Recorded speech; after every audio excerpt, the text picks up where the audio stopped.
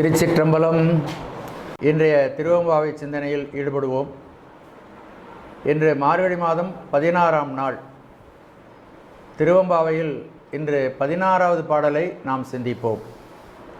முன்னிக் கடலை சுருக்கி எழுந்துடையாள் என்ன திகழ்ந்தெம்மை ஆளுடையாள் இட்டிடையின் மின்னி பொலிந்து எம் பிராட்டி திருவடிமேல் பொன்னம் சிலம்பி திருப்புருவம் என்ன சிலைகுலவி நந்தம்மை ஆளுடையாள் தண்ணீர் பிரிவிலா எங்கோமா நண்பர்க்கு முன்னே அவள் நமக்கு முன் சுரக்கும் இன்னருளி என்ன பொழியாய் மழையேலோர் எம்பாவாய். இந்த திருவெம்பாவை பாடல்களுக்கு இந்த பாவை நோன்பு நோர்க்கின்ற பெண்களுக்கு இரண்டு விதமான வேண்டுதல்கள் உண்டு. ஒரு நோன்புனாலே அதுக்கு ஒரு குறிக்கோள் இருக்கும். அது பயனை எதிர்பார்த்து செய்யக்கூடியது தான் நோன்பு. சோமாவர விரதம், கார்த்திகை விரதம் போன்றவைகளெல்லாம் ஒரு பயனை நோக்கி, ஒரு பயன் தேவைப்படுகின்றதை நோக்கி செய்யக்கூடிய விரதங்கள். இந்த பாவை நோன்புக்கும் அப்படி இரண்டு விதமான குறிக்கோள்கள் உண்டு. ஒன்று பொது, மற்றொன்று சிறப்பு. பொது என்னென்றால் மழை வேண்டுதல். இந்த உலகம் செழிக்க வேண்டுமானால் மழை வேண்டும். தானம் தவம் இரண்டும் தங்காவியனுலகம் வானம் வழங்காதெனின் என்பது திருக்குறள். சிறப்போடு பூசனை செல்லா வானம் வரக்கு மேல் ஈண்டு என்று திருவள்ளுவர் சொல்லுகிறார். வானம் வறண்டு விட்டால் சிறப்போடு பூசனை செல்லாது. பூசனை கூட செய்ய முடியாது, பூஜை கூட செய்ய முடியாது. தண்ணீர் இல்லாவிட்டால் மலர் கிடைக்காது, வேறு எந்த காரியங்களும் செய்ய முடியாது. அபிஷேகம் கூட செய்யறதுக்கு தண்ணி கிடைக்காது. அதனால் மழை வேண்டுதல் என்பது பொது பயன். இந்த பெண்கள் சிறுமிகளாக இருந்தாலும் கூட நாடு செழிக்க வேண்டும் என்று அவர்கள் விரும்புகிறார்கள். மழை தொடர்ந்து பெய்தால் நமக்கு ஒரு சலிப்பு உண்டாகிவிடும். நம்முடைய அன்றாட காரியங்களை நாம் பார்க்க முடியாது என்ற சலிப்பு நமக்கு உண்டாகும். சில சமயம் நாம் மழையை கோபித்துக் கொள்வது கூட உண்டு. சில காலத்திற்கு முன்பு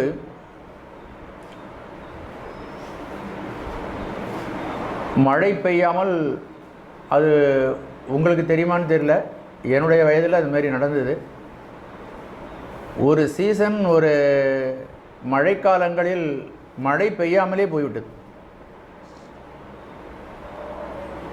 இந்த நிலத்தடி நீரெல்லாம் வற்றி போய் குடிப்பதற்கு கூட தண்ணீர் பஞ்சம். அந்த நிலைமையை அனுபவித்து பார்த்தால் இந்த மழை எவ்வளவு தேவலாம். இப்போல்லாம் மழை பெஞ்சதுன்னா நிறைய பெய்யட்டும். இப்போ இந்த வருஷத்தில் மழை குறைவு நம்முடைய பகுதியில். இந்த தகவல் தொடர்பு சாதனங்கள்லாம் அதிகமாக போனதுனால அவைகளெல்லாம் போடுகின்ற கூக்குரல்கள் மழை வந்ததுனாலே ஒரே ஆரவாரமாக இருக்குது.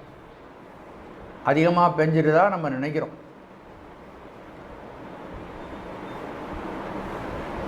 ஒரு தொடர்ந்து 21 நாள் 22 நாள் மழை பெய்ததே நான் என்னுடைய அனுபவத்தில் பார்த்துருக்கிறேன். அப்படி 2 மாதங்கள் தான் மழை மிகுதியான மாதங்கள். கார்த்திகை, ஐப்பசி, கார்த்திகை. அதில் பெய்கிற மழை நமக்கு ஒரு வருடத்துக்கு தண்ணி கிடைக்கணும் நமக்கு. அதனால் மழை பெய்யும் பொழுது யாரும் நம்முடைய சிவபக்தர்கள் அதை சபிக்க வேண்டாம், அதை திட்ட வேண்டாம்.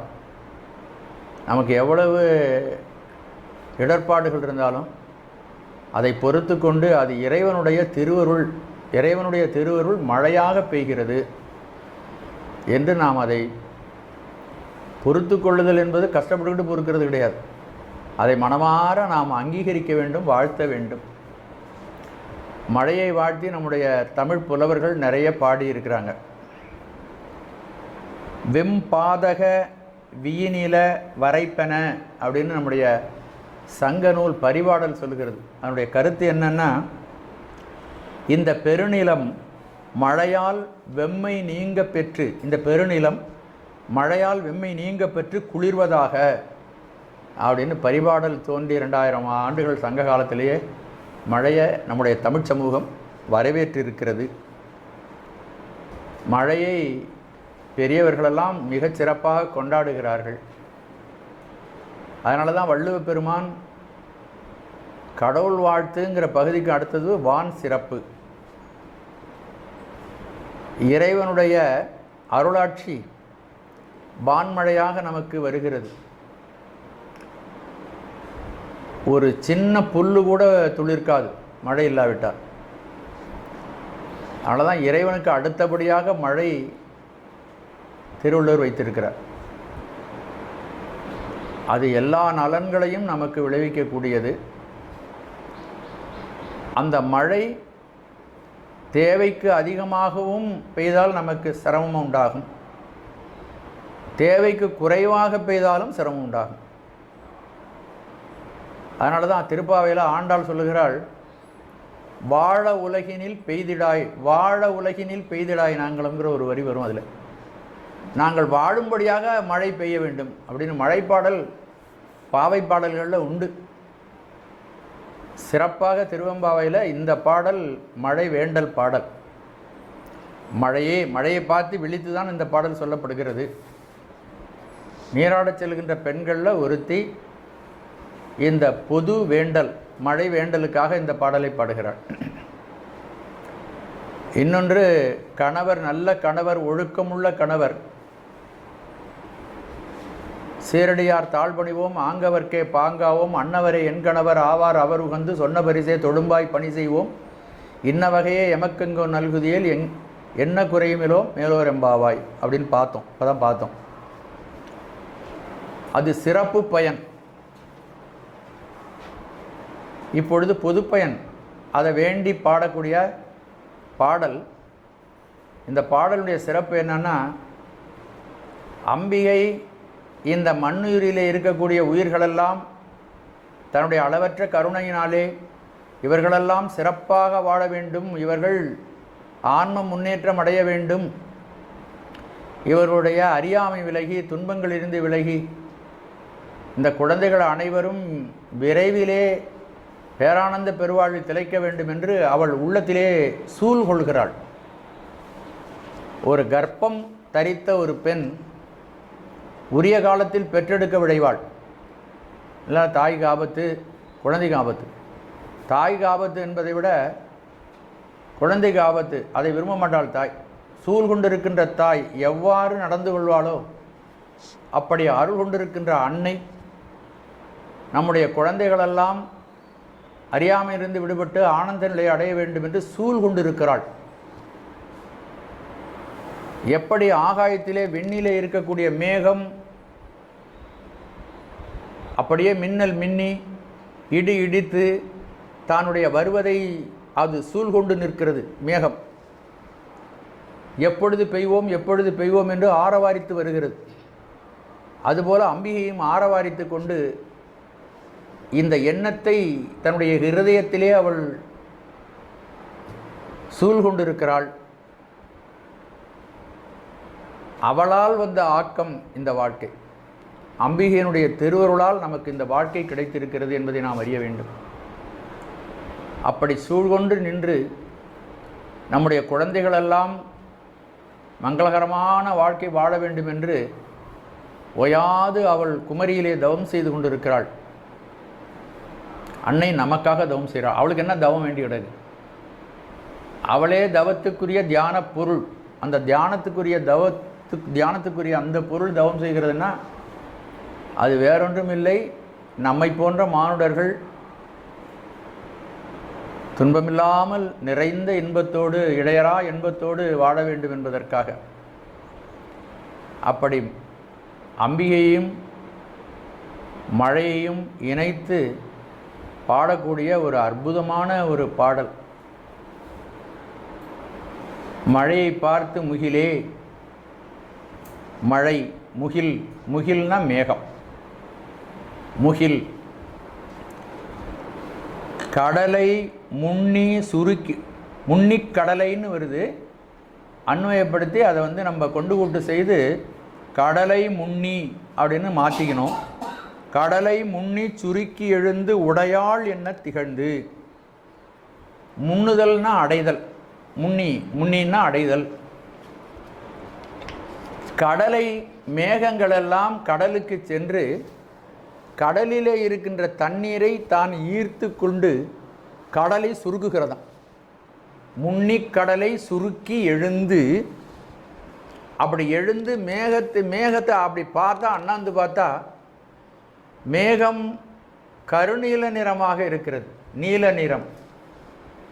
அது எப்படி இருக்குன்னா பார்க்கறதுக்கு அம்பிகையே மேலே போய் நிற்கிறது மாதிரி. மேகம் யாரும் கேட்காமலே பெய்கிறது. அதனுடைய கருணை அவ்வாறு. அதுபோல அம்பிகையும் கேட்காமலே வழங்கக்கூடிய அருள் நிதி. உடையாள் என்ன திகழ்ந்து. இந்த மேகம் நீல நிறமாக ஆகாயத்தில் அம்பியை போலவே நிறம் கொண்டு விளங்குகிறது. அதை பார்த்த உடனே பக்தர்களுக்கு எதை பார்த்தாலும் சாமி தான் ஞாபகம். கண்ணில் காண்பது உன் காட்சி. எதெல்லாம் பார்க்குறனோ அதெல்லாம் நீ தான் சிவக்காட்சி. நான் செய்கிறதெல்லாம் உனக்கு பூஜை.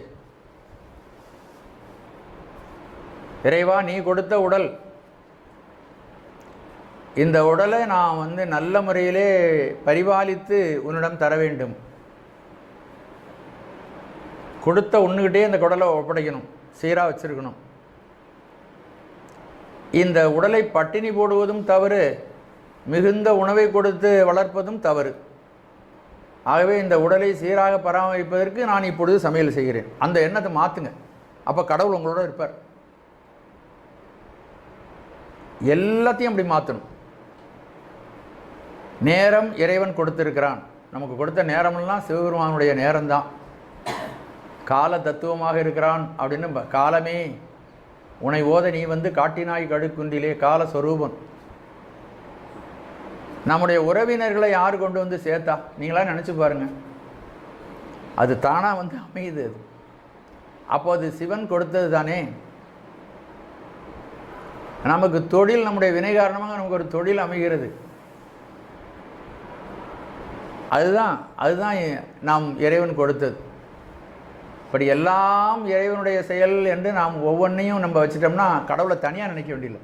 வாழ்க்கையே கடவுளாக மாறிடும். அந்த மேகத்தை பார்த்த உடனே அம்பிகை நினைவு வருகிறது. நீல நிறமாக அந்த மேகம் விளங்குகிறது. பெருமாட்டி நீல நிறம் உடையவளாக விளங்குகிறாள். இதில் முதல்ல ஒரு செய்தி பார்த்தோம். மேகம் கடலை சேர்ந்து அங்கு இருக்கின்ற தண்ணீரை குறைய செய்து அதில் இருக்கிற தண்ணீரை முகந்து கொண்டு மேலே சென்று மழையாக மீண்டும் பெய்கிறது. ஒரு சுழற்சி தான் எல்லாமே. கீழே தடாகங்களிலும் ஆற்றிலும் கடலிலும் தண்ணீர் இருக்கிறது. சூரிய வெப்பத்தினாலே மேகம் மேலே இழுத்து கொள்கிறது. அது போய் மறுபடியும் குளிர்ந்த உடனே அது மீண்டும் மழையாக மண்ணுக்கே திரும்பி வருகிறது. ஒரு சைக்கிள், ஒரு சுழற்சி. இதே கருத்தை மேகம் தண்ணீரை ஈர்த்து தனக்குள்ளே கரு கொண்டு மீண்டும் தண்ணீரை மழையை பெய்கிறது என்ற கருத்தை திருவள்ளுவரும் தன்னுடைய, இது ரொம்ப அற்புதமான கருத்து. இதை திருவள்ளுவரும் சொல்லுகிறார். நெடுங்கடலும் தன் நீர்மை குன்றும். தன் நீர்மைன்னா அந்த இடத்துல நீர்மை என்பது நீர் கிடையாது, இயல்புன்னு அர்த்தம். நெடுங்கடலும் தன் நீர்மை குன்றும். பெரிய கடல் இருக்கிறதே, அது தன்னுடைய இயல்பிலேயே குன்றி போய்விடும். எப்பொழுது அப்படின்னா, தடிந்தெழிலி தான் நல்காது ஆகிவிடின். எழிலின்னா மேகம். இந்த வார்த்தையை சொல்லும் பொழுது தமிழ் வார்த்தையை சொல்லி பாருங்கள். 4 தடவை சொன்னாலே கொஞ்சம் சந்தோஷமாக இருக்கும். எழிலி எழிலி எழிலி. அந்த மேகம் தடிந்து கடல் நீரை குடித்து. தடிந்துன்னா அந்த தண்ணீரை குறையுமாறு செய்து, மேகம் தண்ணீரை குறையுமாறு செய்து அதை தான் வாங்கி கொண்டு மீண்டும் அது மழையாக பொழியாவிட்டால் கடல் கூட வற்றி போய்விடும். நெடுங்கடலும் தண்ணீர்மை குன்றும் தடிந்தெழிலி தான் நல்காது ஆகிவிடின். இதே மாதிரி பரிபாடலில் முதல்ல ஒரு பாடல் சொன்னேன், இப்போ ஒரு பாடல். நம்முடைய மழையை பற்றிய நம்முடைய பார்வையை நாம் மாற்றிக்கொள்ள வேண்டும், நம்முடைய மனநிலையை மாற்றிக்கொள்ளணும். அது இறைவனுடைய திருவருள். கடல் குறையும் வண்ணம் எடுக்கப்பட்ட தண்ணீர், கடல் தண்ணீர் குறையும்படியாக மேகத்தினால் எடுக்கப்பட்ட தண்ணீர் பிறகு மழை மேகமாக மாறி ஓயாது பொழியும் பொழுது கல்லும் தேயும் வண்ணம் பெய்யறதான் மழை. எப்படிப்பட்ட கற்பனை பாருங்கள். அந்த சான்றோர்களுக்கு இருந்த ஒரு எண்ணம், உயர்வு ரொம்ப நம்ம ரசித்து பார்க்கணும். நம்முடைய பழைய நூல்களில் கடல் குறை படுத்த நீர், கடல் குறை படுத்த நீர், கடலிலே உள்ள தண்ணீரை குறைக்கும்படியாக இந்த மேகம் அந்த தண்ணீரை இழுத்து கொண்டு சென்ற அந்த தண்ணீர் கல் குறைபட, கல் தேயும்படி எரிந்து கீழே விழுந்தது. இப்படி மழை மேகம் தனது அளவற்ற கருணையை பொழிவதற்கு சூழ்கொண்டு நிற்கிறது. அப்படி சூழ்கொண்டு நிற்கின்ற அந்த மேகத்தை பார்த்தவுடனே அம்பிகையின் ஞாபகம் வருகிறது. உடையாள் என்ன திகழ்ந்து, அது நீல நிறம், நீருண்ட மேகம் நீல நிறம் பெற்று விளங்குவது அம்மையின் திருவுருவத்தை போல விளங்குகிறது. உடையாள், சாமியைத்தானே உடையான் அப்படின்னு நம்ம சொல்லுவோம். அவர் தான் எல்லாத்தையும் உடையவர்.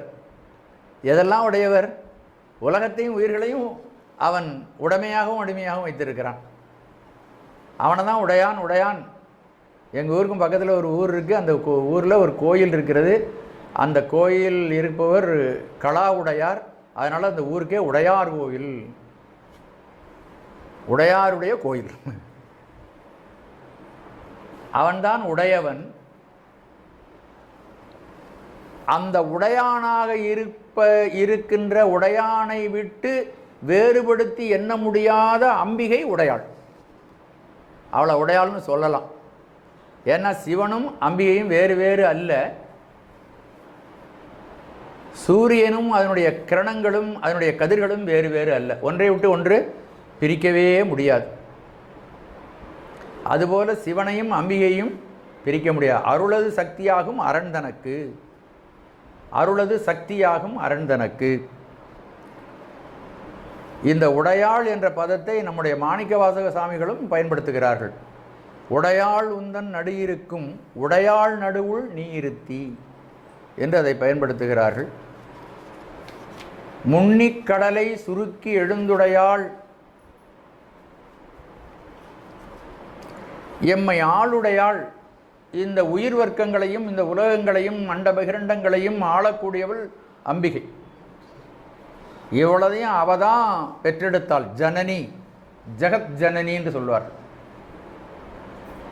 அவளதையும் ஈன்ற பிறகு தன்னுடைய மானசீகமாக ஈன்றால் அன்னையே பின்னையும் கண்ணியன மறைபேசும் ஆனந்தம ரூபமையிலே என்று குமரகுருவர் சொல்லுவார். எல்லாவற்றையும் ஈன்றெடுத்து விட்டும் அவள் கண்ணியாகவே இருக்கிறாள். எம்மை ஆளுடையாள், உடையாள் என திகழ்ந்து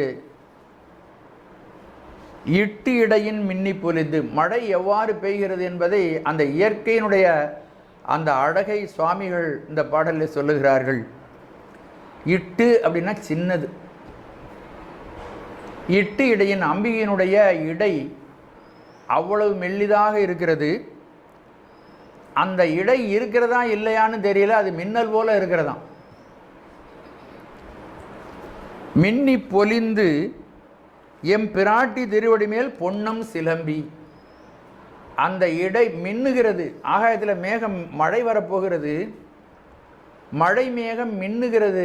அந்த மின்னுதல் அம்பிகையினுடைய இடையை குறிக்கிறது. அது இருக்கா இல்லையான்னு தெரியும். மின்னி மின்னி போது. அம்பிகையினுடைய காற்சலங்கை ஒலிக்கிறது. அந்த மின்னல் முடிந்த உடனே இடி இடிக்கிறது. அதை பார்த்த உடனே அம்பிகையினுடைய கால் சிலம்பு ஒலிக்கிறது. எப்படி அந்த இயற்கையை இறைவனாக பார்க்குறாங்க பார்த்தீங்களா? நான் முதல்ல சொன்னது போல சூழ்கொண்ட மேகம் மேலே விளங்குது. அந்த சூழ்கொண்ட மேகம் மின்னலிட்டு ஒலிக்கிறது. மின்னலிட்டு அப்புறம் இடி ஒலிக்கிறது. அதற்கு இங்கு ஓமையாக அம்பிகையினுடைய இடையும் காலிலே இருக்கக்கூடிய சிலம்பையும் இங்கு குறிப்பிடப்படுகிறது. அப்போ பார்க்குறது ஒவ்வொரு பாடல்லையும் பார்த்தீங்கன்னா இயற்கையே இறைவன் அம்பிகை வடிவமாக காணுகின்ற பாங்கு நம்மிடம் இருக்கிறது. அப்படி தான் நம்மளும் பார்க்கணும். இந்த இடத்துல ஒரு சிந்தனையை நம்ம செய்யலாம். உடையாள் அப்படின்னு சொல்லப்பட்டிருக்கிறது. கேவல நிலையில் உயிர்களெல்லாம் ஆணவமலத்தில் ஆழ்ந்து அப்படியே கிடக்கின்றன. உடையாள் என்று சொல்வது கேவல நிலையில் இருக்கக்கூடிய உயிர்களையெல்லாம் தனது உடைமையாக அம்பிகை கொண்டிருக்கிறாள். உடையாள். அடுத்தது இன்னொரு வார்த்தை பயன்படுத்தியிருக்காங்க, எம்மை உடையாள். கேவல நிலையில் ரொம்ப நாடியெல்லாம் நம்ம இல்லை.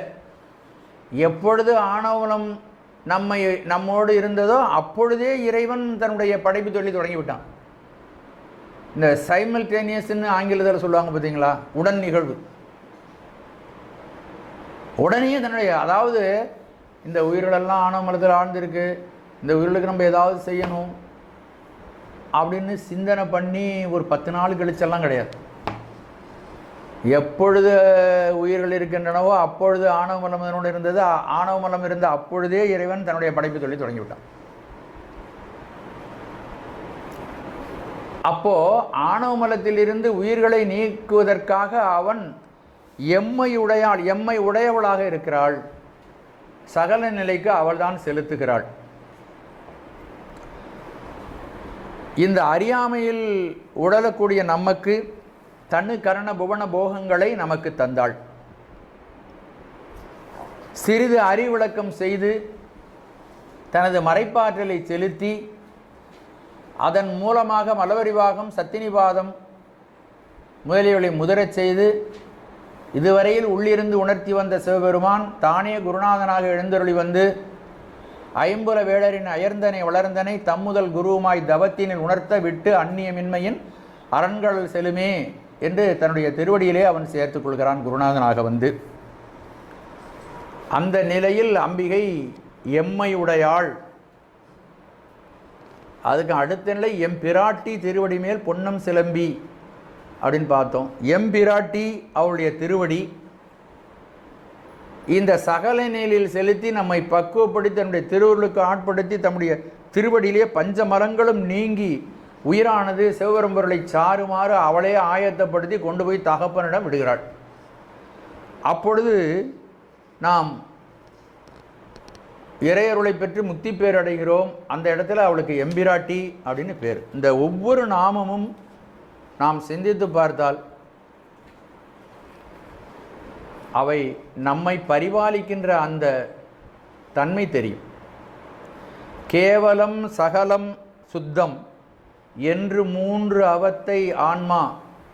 இதில் காரண அவத்தைகள் 3ம் சொல்லப்படுகின்றன.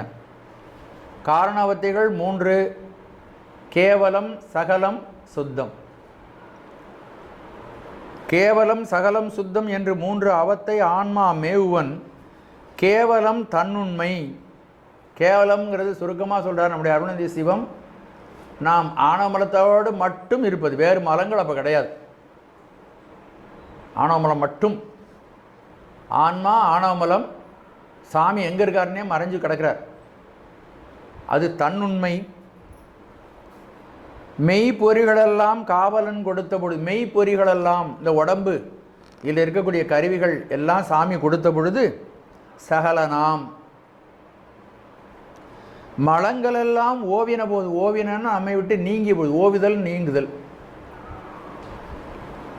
மலங்களெல்லாம் மும்மலங்களும் நம்மை விட்டு நீங்கிய பொழுது நம்ம சுத்தனாம். இதை விட சுருக்கமாகவும் அழகாகவும் தெளிவாகவும் சொல்கிறதுக்கு யாராலையும் முடியாது, அருணந்தி சிவத்தை தவிர. சுத்தம் உடையன் உற்பவம் துடைத்தே. நம்மை உடையவனாகிய இறைவன் இவ்வாறு நமக்கு அருள் செயல்களை செய்கிறான். இதே கருத்தை தாய்மானவரும் தன்னுடைய ஒரு பாடலிலே சொல்லுகிறார். சின்மயானந்த குரு அப்படின்னு ஒரு பதிகம் அவர் எழுதியிருக்கிறார். அதில் 10 பாடல்கள் இருக்கின்றன. மௌன குரு, அவருக்கு உபதேசம் செய்தவர் மௌனகுரு. அவருக்காக ஒரு 10 பாடலில் மௌனகுரு வணக்கம் என்று பெயர். இன்னொரு பாடல் சின்மயானந்த குரு, நம்முடைய தட்சிணாமூர்த்தியை முன்னிலைப்படுத்தி பாடக்கூடிய பாடல். அதில் இந்த கேவலம் சகலம் சுத்தம் மூன்றையும் ரொம்ப தெளிவுபடுத்தி சொல்லியிருக்கிறார். காரிட்ட ஆணவ கருவறையில் அறிவற்ற கண்ணிலா குழந்தையைப் போல் கட்டுண்டு இருந்த எமை. காரிட்ட ஆணவ கருவறை, ரொம்ப கடுமையான இருள். அந்த இருளில் ஒரு குழந்தை, அது அறிவற்ற குழந்தை, பிறந்து 4 நாள் ஆயிருக்கு அப்படி வச்சுக்கோங்க. அப்போ தானே அறிவெல்லாம் துளிர்க்காமல் இருக்கக்கூடிய நேரம். காரிட்ட ஆணவ கருவறையில் அறிவற்ற கண்ணிலா அந்த குழந்தைக்கும் கண் இல்லை, அதுபோல கட்டுண்டு இருந்த எமை. இது எதை குறிக்குதுன்னா நம்முடைய கேவல நிலையை குறிக்குது. கேவலத்தில் நாம் அறியாமை வயப்பட்டிருக்கிறோம். கருவிகரணாதிகளெல்லாம் இல்லை, கண்மமலம் சேர்க்கப்படவில்லை. எப்படி ஒரு கண்ணில்லாத குழந்தை கடுமையான இருளிலே ஒரு கருவறைக்குள்ளே மாட்டிக்கொண்டு துன்பப்படுமோ அதுபோல உயிர்கள் இருந்த இந்த நிலை. இதிலிருந்து சாமி மீட்டெடுக்கிறான் நம்மளை. வெளியில் விட்டு, அந்த அறையிலிருந்து வெளியில் விட்டு, இப்போ சகல நிலை. காப்பு இட்டு, அவனே காவலாக இருந்து, அதற்கு இசைந்த பேரிட்டு, நமக்கு ஒரு உடம்பை கொடுத்து அதுக்கு ஒரு பேர் வச்சு, மெய்யென்று பேசும்பாழ் பொய்யுடல். மெய்யின்னு இதுக்கு பேர், ஆனால் உண்மையிலேயே பொய் தான் அது. அதாவது மெய்யின்னு யாராவது சொன்னால் அது பொய். ஏனென்றால் ஒரு நிமிடம் இருந்தது போல மறு நிமிடம் உடம்பு இருக்காது. ஓயாமல் இந்த உடம்பு தகித்து கொண்டே இருக்கிறது. இதிலிருந்து செல்கள் வெளியேறிக்கொண்டே இருக்கின்றன, புது செல்கள் உற்பத்தி ஆகிக்கொண்டே இருக்கிறது. அப்படி ஓயாமல் தகித்து கொண்டிருப்பதனால்தான் இதுக்கு தேகம்னு பேர். அது காரண பெயர். மெய்யென்று பேசும்பாழ் பொய்யுடல் பிளக்க விளை அமுதம் ஊட்டி. பலம் பெறுமாறு நம்ம என்ன செய்கிறோம்? விளைந்து வருகின்ற அரிசி சாப்பாடு எல்லாத்தையும் நிறையா அதுக்கு போட்டு, பெரிய புவனத்திடை போக்குவரவு புரிகின்ற சாமி தான் இவ்வளவும் செய்கிறார். நான் அடிக்கடி சொல்கிறது போல், தண்ணியை படைச்சி வச்சுக்கிட்டு, நிலத்தை படைச்சி வச்சுக்கிட்டு நம்ம இந்த உலகத்துக்கு வரல, காற்றை படைச்சி வச்சுட்டு வரல. எல்லாம் முன்னாடியே இறைவன் படைச்சி நமக்கு கொடுத்துருக்காரு, அதை தான் அனுபவிச்சுட்டு இருக்கிறோம். போக்குவரகின்ற பெரிய விளையாட்டு அமைத்திட்டு, ஏறிட்ட தன் சுருதி மொழிதப்பில் நமனை விட்டு இடருற உருக்கி. நம்ம எப்படி வாழணும்னு வேதத்தில் சொல்லப்பட்டிருக்கிறது. இந்த பாடல் ரொம்ப முக்கியமான பாடல், அதனால தான் இதை எடுத்து காட்டுறேன். வேதத்தில், நம்முடைய திருமுறைகளில், அறநூல்களில் நாம் எப்படி வாழ வேண்டும் என்று சொல்லப்பட்டிருக்கிறது. அந்த ஒழுக்க நெறிகளை, சொன்ன ஒழுக்க நெறிகளை மீறும் பொழுது சாமி ஒரு ஆள் வச்சுருக்கான், யமன்.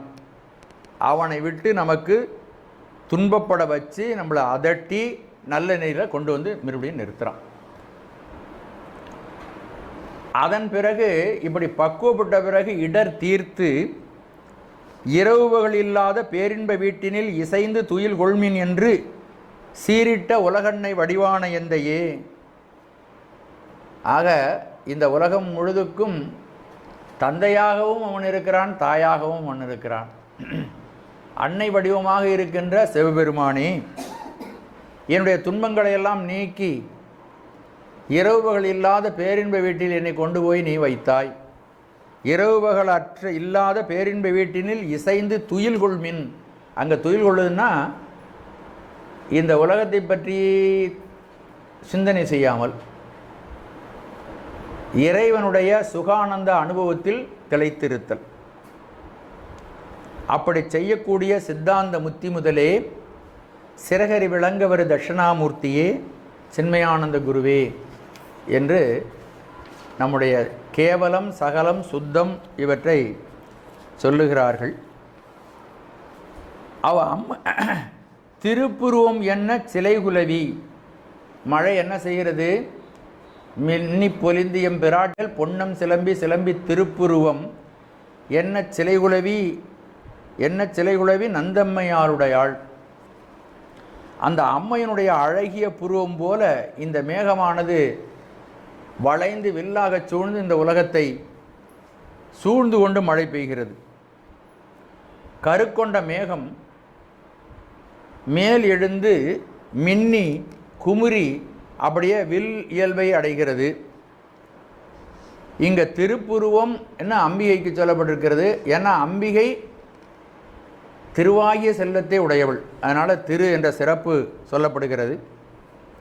அந்த திருப்புருவத்தை சொன்னதுனால நயன தீக்கையினால் முக்தி பேற்றுக்கு அழைத்து செல்பவள் அம்பிகை என்பதும் இதில் பெறப்படும். இந்த மழை பொழிவது அம்பிகையினுடைய அருள் இந்த உயிர்களுக்கு பொழிவது போல இருக்கிறது.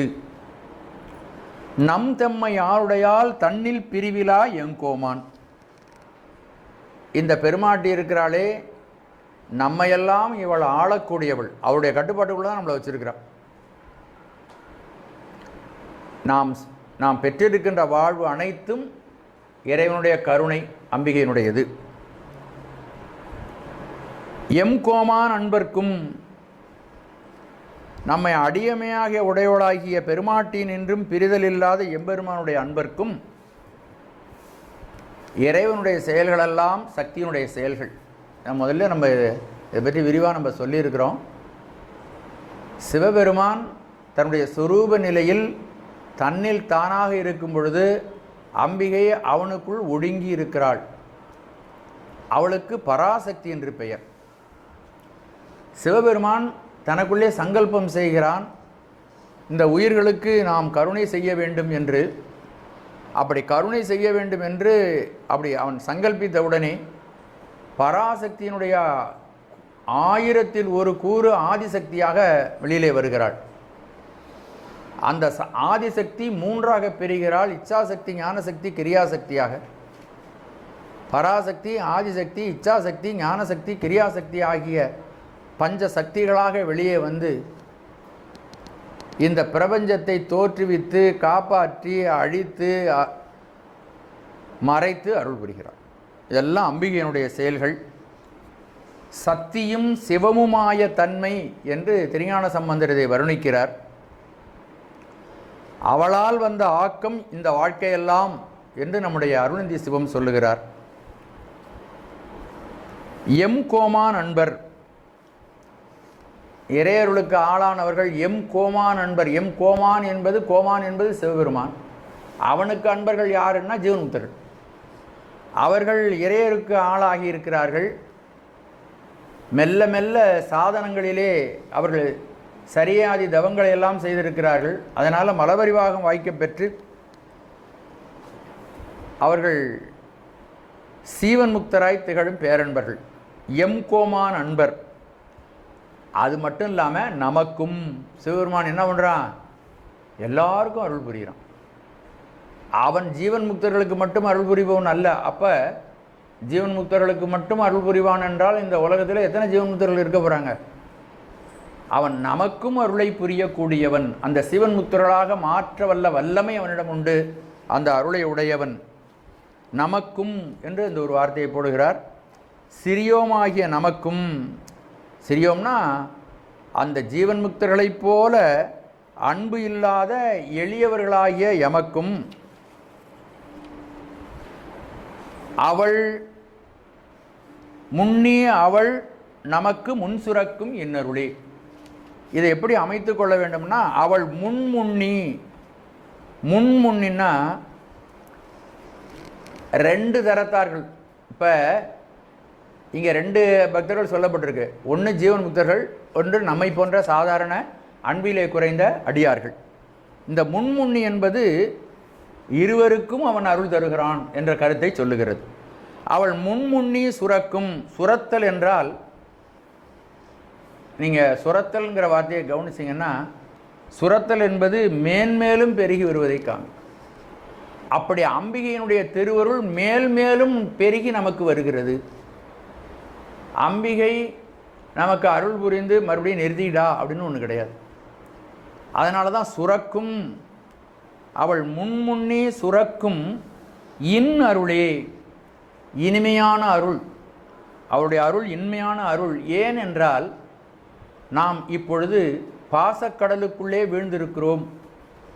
இந்த பாசக்கடலாகிய உலகம் நம்மை தகிக்கிறது. அந்த தகிக்கின்ற அந்த நிலையை ஒழித்து நமக்கு இனிமையை தருவாள். அதனால் இன்னருள். அம்பிகையினுடைய அருள் எப்படிப்பட்டது? இன்னருள், இனிமையான அருள்.